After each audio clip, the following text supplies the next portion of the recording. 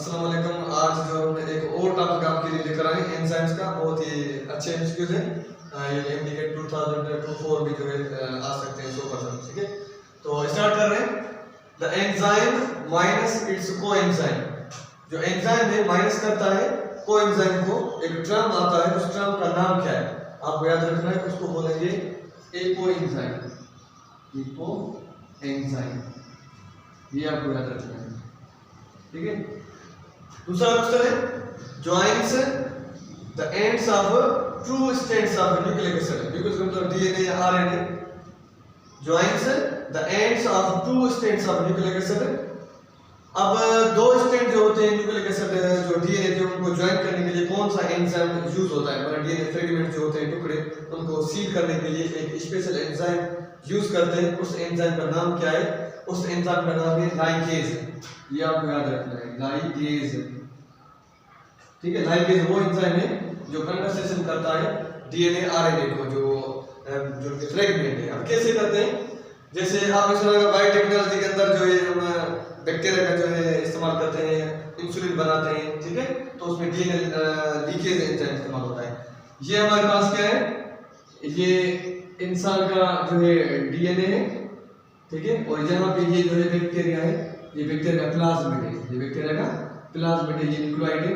अब हम क्या करते हैं, ये जो बैक्टीरिया का प्लाज्मिड है उनको हम निकालते हैं बाहर। ठीक है, अब हम इंसुलिन कैसे बनाते हैं? इंसुलिन का जो इंजेक्शन है, यहाँ पे हम क्या करेंगे कि ये इंसान का डीएनए है, इसमें जो इंफॉर्मेशन लगी पड़ी है, और यहाँ पे इंसुलिन की जो है जीन्स है वो हम कट करेंगे।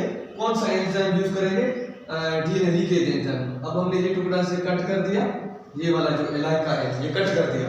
अब हम क्या करेंगे, ये जो बैक्टीरिया का जो प्लाज्मिड है, सर्कुलर जो डीएनए एक्स्ट्रा, अब इनको भी हम कट करेंगे। ठीक है, ये हमने इनसे निकाल दिया था प्लाज्मिड को। अब हमने क्या किया, जो डीएनए लीकेज एंजाइम है, ये जो टुकड़ा है इंसान के डीएनए का, अब हम इनको जो है ज्वाइन करेंगे, सील करेंगे। ठीक है, तो इसका मतलब है कि डीएनए फ्रेगमेंट्स जो होते हैं, ये जो है आपस में दो टुकड़ों को मिलाते हैं, सील करता है, वो एंजाइम है डीएनए लीकेज एंजाइम है। अगर हम एंजाइम को मदद से हम डीएनए को ब्रेक डाउन करेंगे या तोड़ेंगे तो रिस्ट्रिक्शन एंजाइम करता है डीएनए सीजर्स का नाम देते हैं। ठीक है, तो लाइगेज एंजाइम क्या करता है? दो जो स्ट्रैंड्स ऑफ डीएनए है या न्यूक्लिक एसिड है उनको आपस में मिलाता है।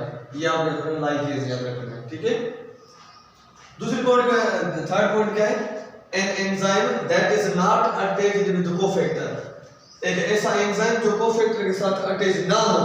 कोफैक्टर मतलब है कि नॉन प्रोटीन है, लेकिन यहाँ पे जो सवाल है an enzyme that is not attached with cofactor is called apoenzyme. ये आपको याद रखना है, एपोएंजाइम। अब एपोएंजाइम क्या है? Protein part of enzyme is called apoenzyme. ये आपको याद रखना है। अब हमारे पास जो है ये तीन पॉइंट हो गए। अब चौथा पॉइंट है an enzyme that is attached with cofactor. एक ऐसा एंजाइम जो कोफैक्टर के साथ अटैच होता है, उसको टर्मिनल जो हम क्या नाम देते हैं? Holo enzyme.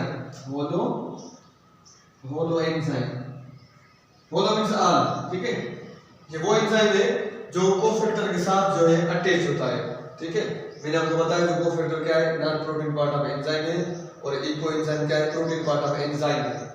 ये चार क्लियर हो गए पॉइंट। नंबर 5 है the non protein part of enzyme is called, मतलब वो एंजाइम जो नॉन प्रोटीन पार्ट है उसको बोलेंगे हम कोफैक्टर।